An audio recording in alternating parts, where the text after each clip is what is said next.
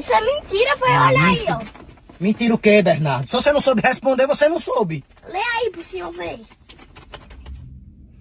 Marcos percorreu 80 quilômetros em 1 hora. Quantos quilômetros Marcos percorreu em um dia? Um dia tem quantas horas? Só é você botar a fórmula. Tá vendo, Oh, meu pai? Deus. Tá vendo, pai? Olha, mentira aí. Como é que uma pessoa... Mentira, por que se tá a fórmula?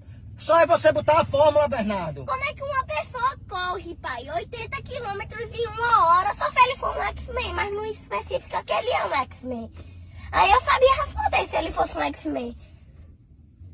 Aí tu não respondeu porque uma pessoa não corre, é? 1 hora?